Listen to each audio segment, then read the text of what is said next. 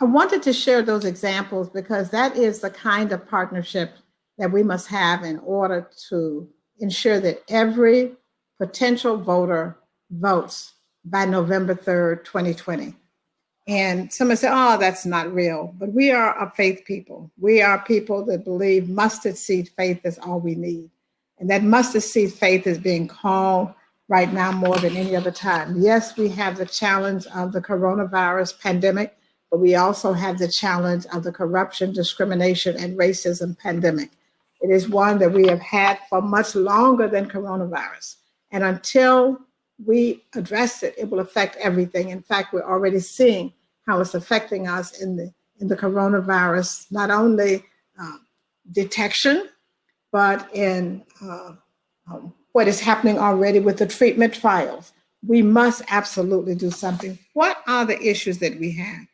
It is so important that we take a look at the real founding of the Black church, particularly with the African Methodist Zion Church, African Methodist Episcopal Church, the CME Church, even to some extent, some of the other groups that didn't break away from a larger body, but founded because we believe that God did not create second-class citizens. We believe that God created all of us with equal opportunity and talents. And so to have an institution in the name of God that would carry out racist and discriminatory practices is something we said we could not tolerate. And so over 200 years ago, we had persons who took the bold stand and had the self-confidence to say, we know God is leading us. We don't necessarily reject your format and your structure, but we reject your actions. That's what we're called upon to do today with the election, to reject the actions, but to participate in the process of voting and election. We have the structure, we have the will, we have the legacy, we have the mandate, we have the people. We simply need to do what we're called to do. And that's why it's so extremely important. So our mission is to make voter engagement the central focus for everything we're going to do between now and November 3rd, with the exception of a few things to keep us alive and the census. Voting and the census becomes extremely important. We need to get people registered, but don't spend a lot of time there. While you're talking about voting, move all the way to mobilization, because it's been documented that 50% of the persons who are registered very close to election time fail to vote for election. So we have to talk about registration and say to the people, can I stay in contact with you all the way to the election? And then there's education, because if you've noticed, there's a trick to some of the ballot descriptions now, especially issues that impact our life. Let me give you one example. Back about 20 years ago, there was an issue on the ballot to remove affirmative action from being used in the education system in California, where I live. The title of that legislation was Civil Rights. People checked it because they looked at the title, and it did just the opposite. It changed the whole equation. And guess what? Across the nation, the authors of that legislation were called to different states in order to make sure that we eliminated affirmative action as we knew it. And it went well beyond the education system, so that we were no longer being able to mandate, have penalties, or even create incentives for practicing affirmative action. Now, on the ballot now for 2020, November 3rd, is an initiative. It is now Proposition 16, and it attempts to repeal the earlier legislation that eliminated affirmative action. So if we don't educate people that Prop 16 repeals what we've all been concerned about for some 30 years, they won't know. So the registration, the education, and the mobilization becomes extremely important. The document I was unable to pull up for you talks about how to do all of that step by step. It, for example, offers 3 different kinds of scenarios that we often find in the faith community. There's one scenario where everybody's on board in a particular church or conference or Episcopal district. The leader is on board, and you sit down and you do the plan and you involve the partners and you get everything done. That's the best scenario. The second scenario It's when the people are engaged, the people want to do it. But the leadership says, but there's so many other priorities right now. We've got to make sure what's happening with the members who are suffering with the coronavirus. We've got to make sure that we're keeping the sick and shut in, or I call those prayerful healing and restoration, not sick and shut in, healing and restoration. And we got to keep the structure going. We got to find out what we're going to do with tutoring. So the leader says, take it and run. That's the second model. And we should feel empowered to take it and run with all the partners we have. And then there's some situations where you say, God, did you give anybody else this mission but me? I seem to be the only one that's concerned about the November 3rd election. And that model helps you build the network around you with others who might be engaged. It may be the PTA. It may be your neighborhood association or block club. It may be the people on the corner in the nest who are unemployed. It may be the people in the homeless encampment, but it shows you how to do those. So 3 types of organizing become important. Number 1, when everybody seems to be on board. Number 2, when the people are on board, but the leadership kind of says, go ahead, I'll come in when you need me, but I'm not there right now. And number 3, when it seems like you're all alone in getting it done. It tells you how to organize that. It has the forms in it for you to really take a look at. You don't have to reinvent the wheel. But let me go pull back. We talked about AMEV Alert. That is who it was designed for. We can make sure upon request that you get it in a format that all you have to do is change and put your identity on it. We just say thank you to us a little bit. You can put on their AME Zion. You can put on their Missionary Baptist. You can put on their Progressive Baptist. You can put on it NAACP Birmingham chapter. You can put on it what you need to put on it to give it the identity to get your folk mobilized. The end game is that anything we have that works, we want you to be able to use it and use it to the maximum. The social media tools that you have, we're happy to share those. We can't really redo all of them because there is a cost. But if you want to use them to stimulate the conversation, if you want to use them to even convince some people in your setting that you would like to have something like that done for yourself, that's important. If we can use it to help you connect to the third-party resources like we're willing to do that. We want to share and make sure you have what you need. We're going to start a daily countdown. The current media advice is that it takes 27 hits of a message to get our attention, and it takes 7 more to get our action. So think about it. 34 impressions on our brain before we act on something. So that's different than I made an announcement in church a month ago, and why haven't you guys taken out your ad, isn't it? We're saying now the current media impression is 27 to get our attention and 7 more to get our action. So keep that formula of 34 in mind.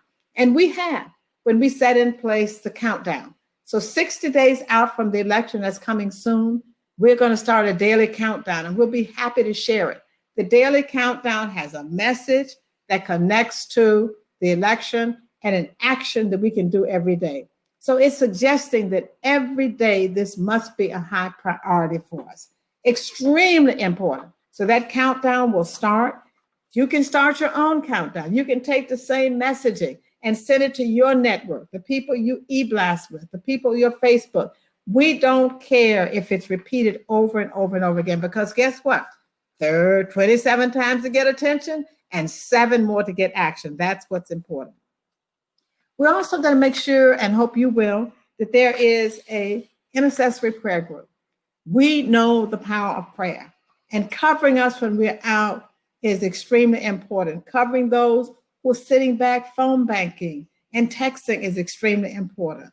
We absolutely know that it is not unlike the time in 1999 when AMEV Alert was founded, where you really felt someone wanted to protect their power, their authority so much that your life was at risk. I want to tell you, we're in that time. I don't care what anybody else says.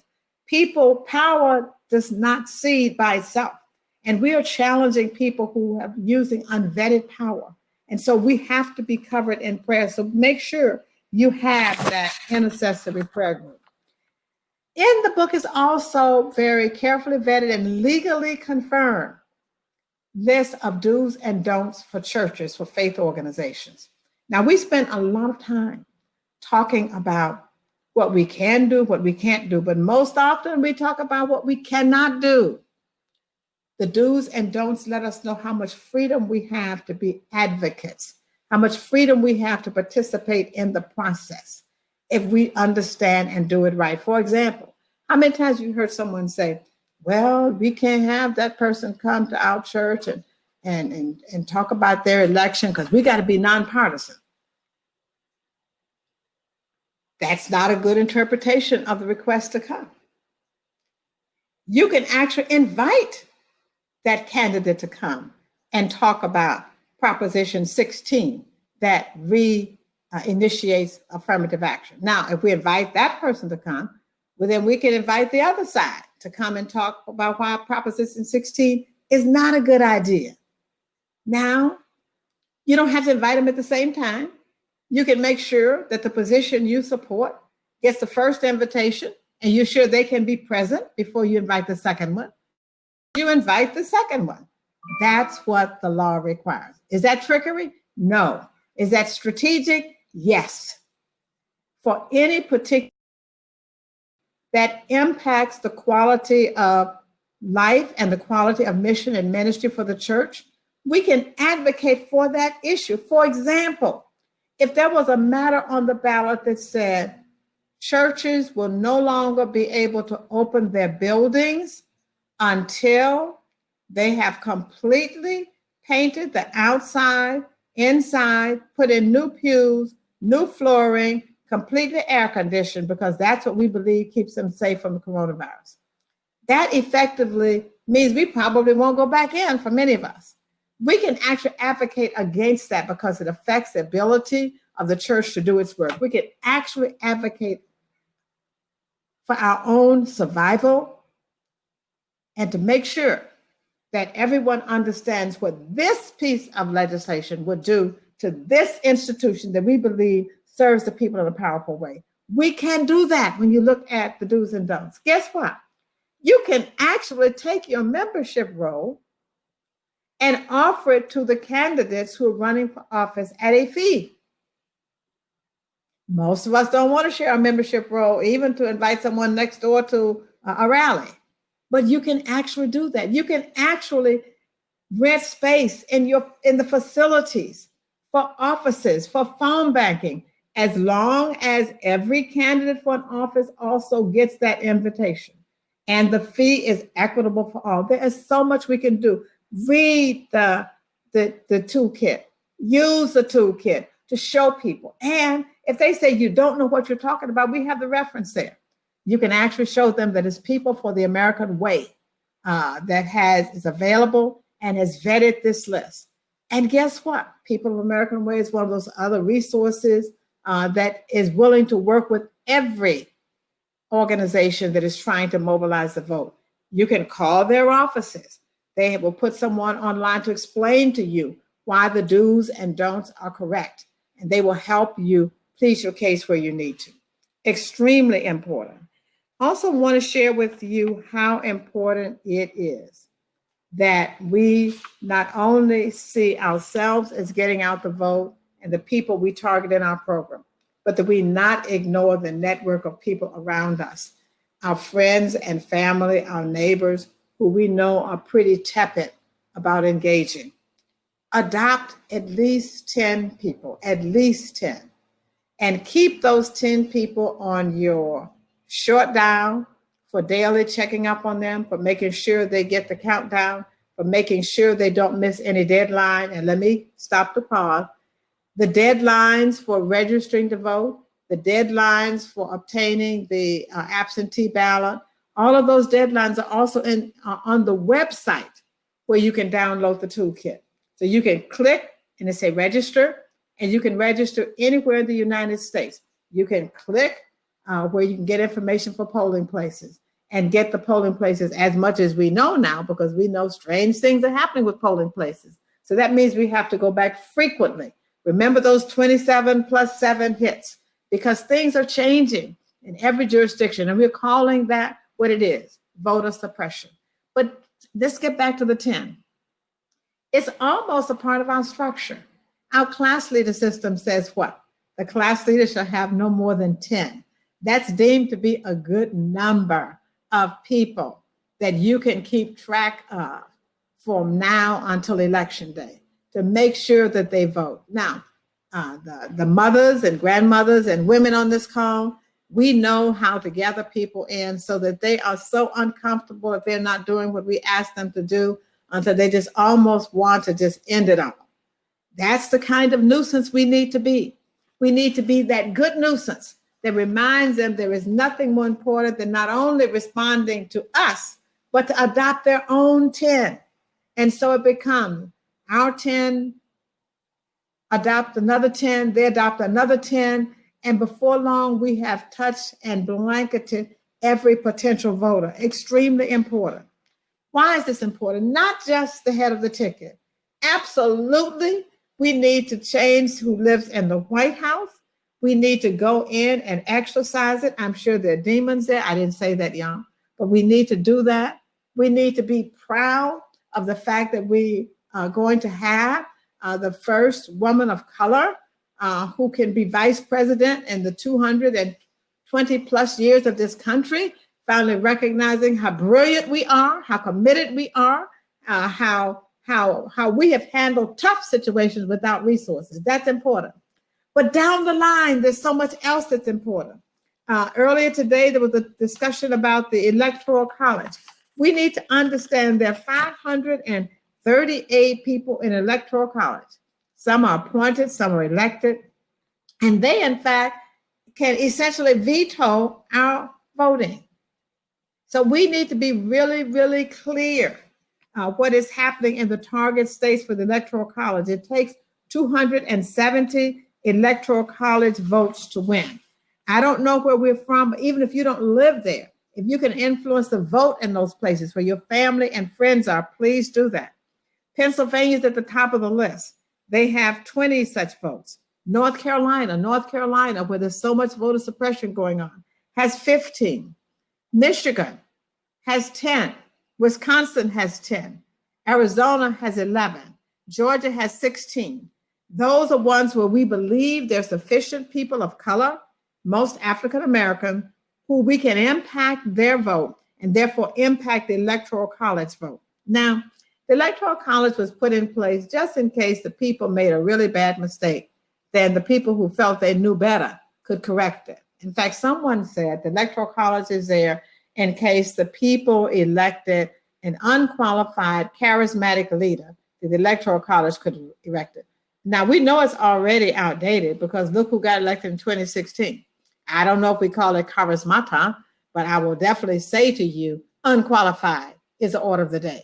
So we need to, while we're waiting to eliminate the Electoral College or do something different, we need to go back to the popular vote selecting the leader.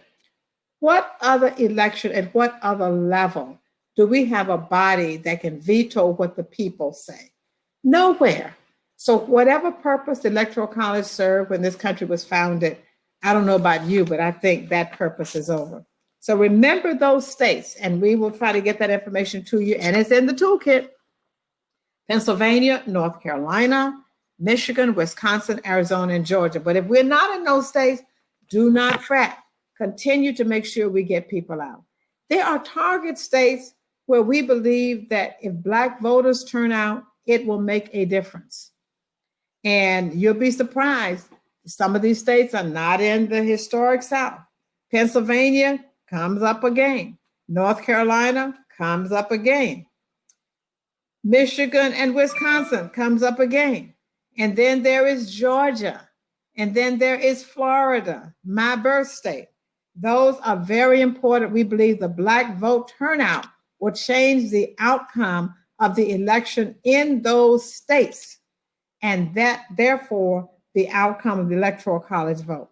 Another possible target is Texas. Texas has 38 electoral votes. Extremely important to get out. And finally, the state of California with 55 electoral votes.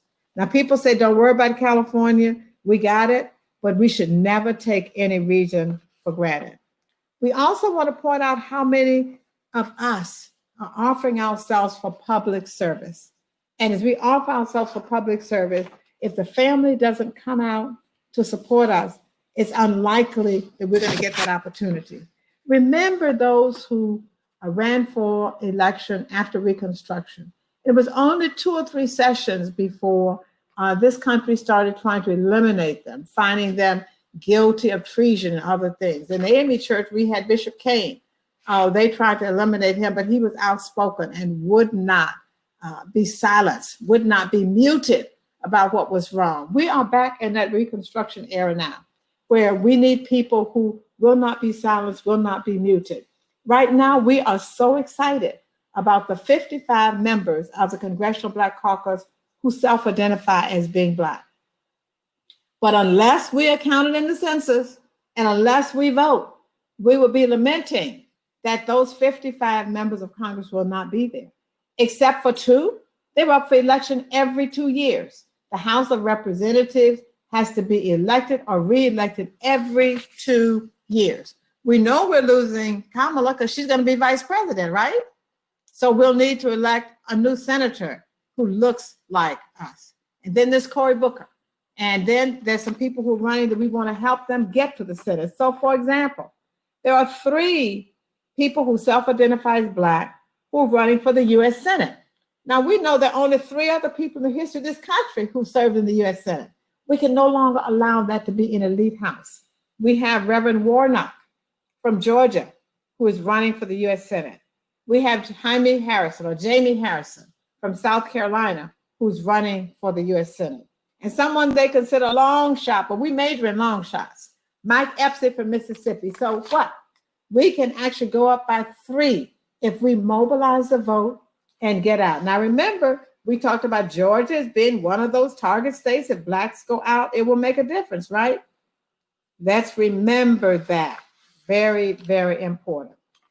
I don't know if you've taken the census in your church to see how many of the members of your church are currently serving as public servants. It's an important list to have. These are decision makers who both deserve our vote and they deserve to know how we feel about issues between elections. So because they are part of our churches, doesn't mean we lead them out and say, okay, go take care of business and we'll see you at election time. No, we need to make sure they hear from us about issues. They hear from us that we support things when they go out on the limb to carry out issues and initiatives to a vote.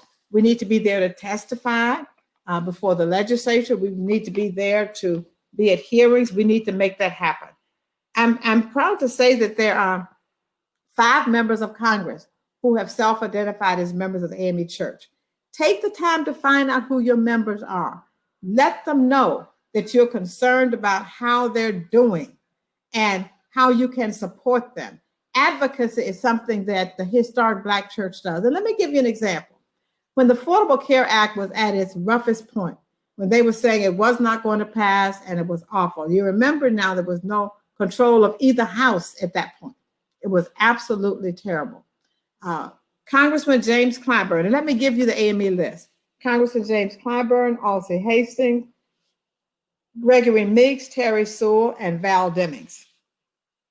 He was pushing as a part of the leadership of Congress to try to get it through. We made a statement about how important the Affordable Care Act was. We put some muscle to it. That's advocacy. Some people may call it lobbying because we were dealing with a particular legislation. But that's important to the mission and life of our church. If our members can't be healthy, if our members can't survive, it impacts our ability to do ministry and service. Even if we want to be self-serving, and don't tell anybody I said this, we can say, if our members are having to spend so much money for medicine and healthcare, they can't tithe. So it is in our best interest to do it for whatever reason, the self-serving, but hopefully we do it for the bigger issue. We put a statement out and we said we stand with the passage of the Affordable Care Act and we plan to do everything we can to make sure that it passes. He testified that press release, his staff member came in because they knew he was at a low point. And they said, you may want to see this, Congressman. And they gave him the statement from his church. Congressman Kleinberg testified that he had them copy that statement and send it to every member of Congress. And he said, this is what my church is going to do. This is what my church has said. And he said he just could not, he could never thank us. And he said, the moment, God does things at the right time. The moment he got that letter, he said he was at his lowest point. So guess what? We were having a strategy meeting. We invited him to the strategy meeting about the Affordable Care Act and what we could do later.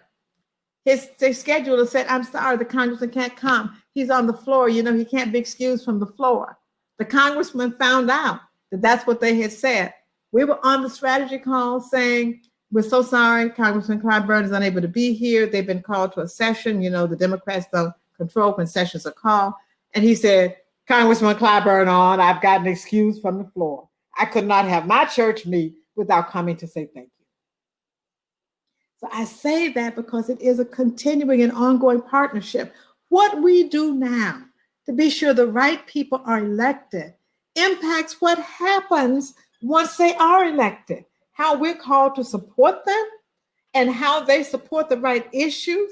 And no one has to continue to educate them because they're living the experience. They're in touch with the people. They're not going from golf course to golf course and plane to plane and never seeing the common people and thinking the Bible is a prop to hold up to say, whatever they want to say. They know they live. In fact, Congressman Kleinberg says whenever he is in a tough situation, he goes to the book of James and he throws it open, and God never fails him to give him what he needs to have. Every state has people running for significant offices. I will tell you, North Carolina has Yvonne Lewis Holly running for lieutenant governor. Who thought? North Carolina also has Sherry Beasley running for Supreme Court justice. Who thought? I believe in Wisconsin, the lieutenant governor who is Black is running for re-election. Who thought? There are at every state persons who need our support, and there may be persons who need to have our conversation because they have not been paying attention to the shop. And before we blindly give support to someone because they look like us, we need to be sure they understand the mission they're called to. So I will say to you, this gives you the tools to find out who, the what, the how, and we know the when. The when is that by November 3rd, we should have done everything we can with everyone who wants to work with us, using all of the resources that are available to us to ensure that every eligible voter votes. Now, for whatever reason, God didn't want me to have the toolkit up today, that's okay. I want you to go to www.amev-for-voter-alert.org. Pull down that toolkit, take the time to look under each one of those buttons. And as you take action, let us hear from you. It doesn't matter under what umbrella you're doing it. As you take action, report so we can share. You'll never know how what you share will inspire someone at their lowest moment. Just like Congressman Kleinberg. You sent us a message from Missionary Baptist Church of South Georgia. It says something you did at a moment. I'm just saying, I can't do this. It doesn't work. It will inspire me here in California to hear your story, and we will share your story with others. So I want to stop here so we can have some conversation. It is absolutely our watch. Yes, ma'am, Dr. Lucas. It is absolutely our time. And we don't want the rocks to call out for us. We want to do and be faithful, because really all that God calls us to do is to be faithful and available. Not successful, faithful and available. And if we do that, God takes care of the success. Let's talk. I like this tool that they have. So, Dr. Rivera, do we have some questions, some comments? How do we talk now? So, they can't really talk to you, but they can't. No, that's not like Zoom. In Zoom, they could talk back to you and say, whatever, just unmute themselves. Here, people can't do that. So we kind of just have to see what they said in the chat. So I guess at So this please point, put something in the chat and Dr. Rivera will read it and we'll discuss it. Yep. So if you have any questions or comments, let's go ahead and throw them in the chat. You know, someone says, stay awake. Yes, we need to stay woke. I don't know about anybody else, but I am sleeping shorter and shorter hours. Some people think I don't sleep anyway, but all I need is really 4 hours a night. And I'm telling you, I wake up with something on my mind and I immediately try to put it into action. I am grateful for the different time zones because that means when I'm waking at 6 a.m. in the West, I can actually talk to somebody on the East about what's on my mind. Take advantage of the opportunity when something is put in your space in your mind to put it into action. And I hope this is making it possible for us as African diaspora and people of faith to go across these boundaries and borders as we're doing today. It meant so much for LaKesha Womack to say, please come and be a part of us. And I am serious about making the toolkit available to you in a format that you can simply switch out the logos, switch out the terminology, and make it work. It is so important for us to do this. And that is without a fee. We're not going to charge you a registration or fee. We want this information to be shared. So it doesn't seem like we have any comments or questions. Sharon Fleshman has something here. Oh, she put the website down. Okay. All right. Thank you. Is there anything you disagree with? How much time do we have? We have about 5 minutes, give or take. 5 minutes. The next workshop is at 1:00. Any ideas? Can you share something that you're doing that you know works, and we need to try to make that happen differently? Let me share with you a little bit about some of the external partners that are important. On election day. Sorry, there's one question. I don't know if you want to answer it before you go. Okay. It says, can you go over the states of the Electoral College we need to watch for again? Yes, thank you. Let me pull that up for you. The Electoral College will have 548 votes. I think that's a number. Let me be sure. I have it here. Be completely accurate for you. 538 total.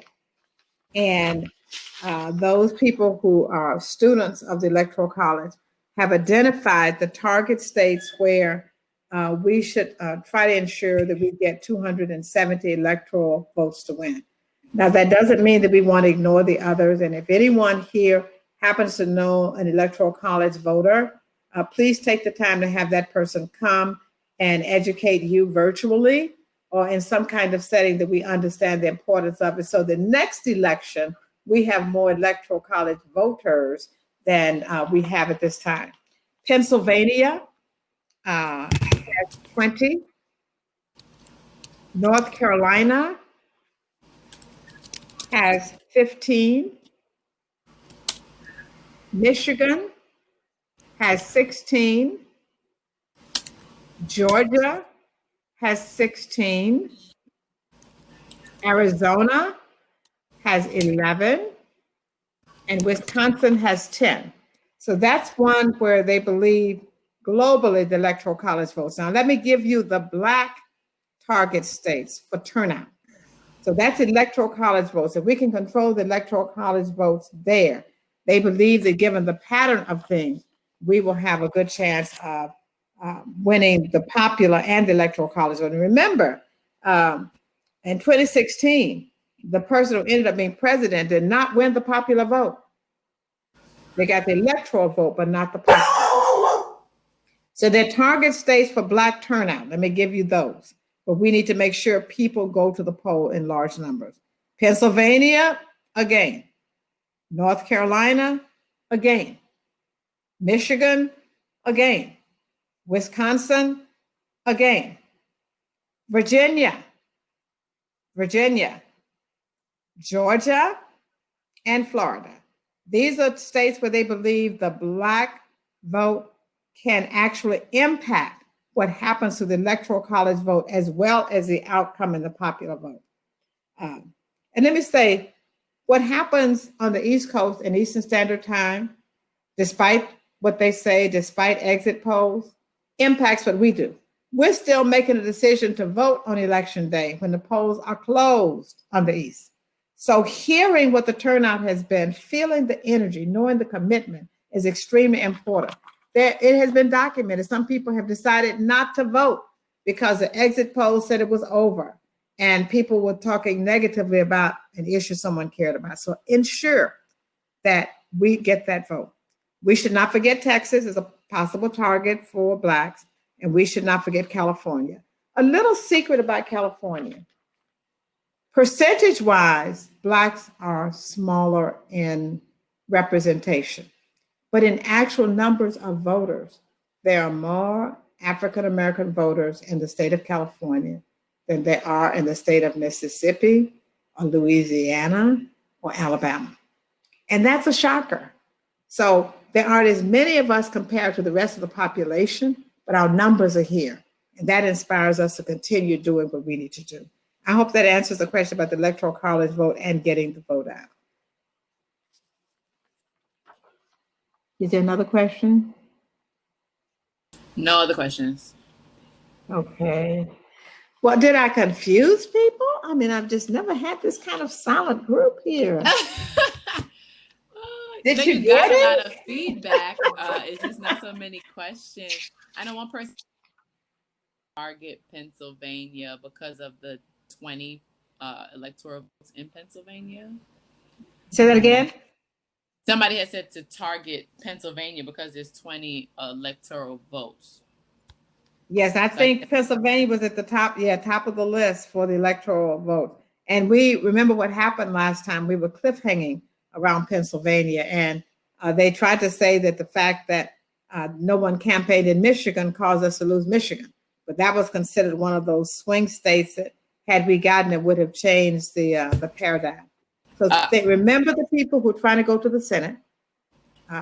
Remember to check and see who's trying to stay in or go to Congress. Remember the statewide races, which are very difficult to win. So remember the support for those. And remember, if there's someone you've had a slight issue with, then call them into session and say, we need to talk to you. We would love to have you return, but you kind of forgot about us the last time. Open the door for a family discussion. I'll close with this. When Shirley Chisholm was retiring, she traveled across the country for her farewell. And when she came to California, we were in a group of women of all colors, sizes, and shapes. And someone raised their hand and said, can you tell us, Congresswoman, why everybody else is united and we as Black people are not? And she said, I need to do something. And so I hope everybody here will cooperate with me. I'd like everybody who's in the room now who's not Black, could you give us a moment? And they did. They left. And when they left, I want you to understand, it's not that they are so much more unified. It's that they close the door when they have family business. They handle their family business and they come out unified. So I'll say to you that if you have a situation where that's the case, provide an opportunity to close the door, take care of family business, and we can come out unified.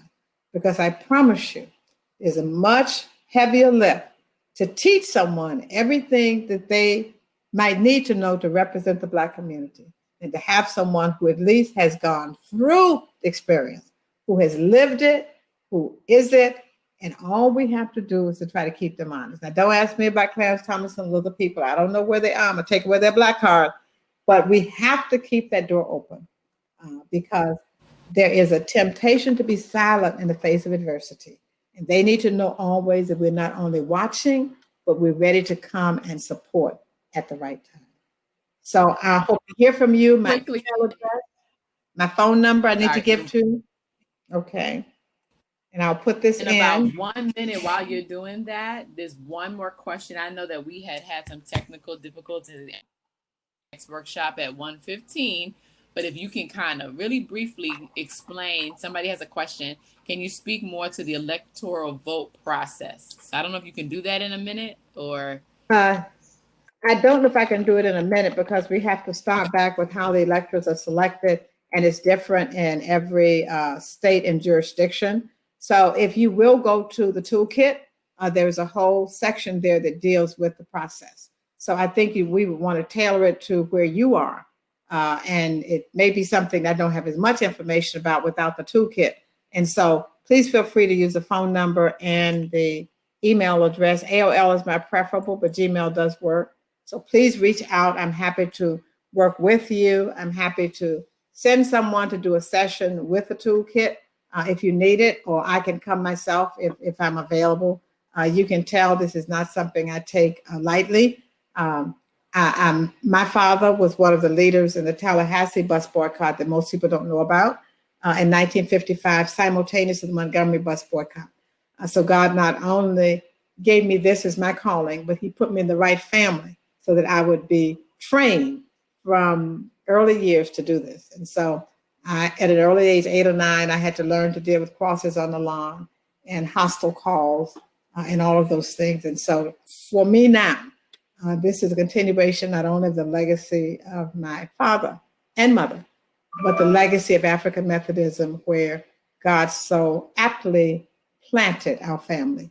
And if I was AME Zion, I'd be doing the same thing because it's the same mission. And so I say to all of us as people of faith, God has called us to be faithful and available.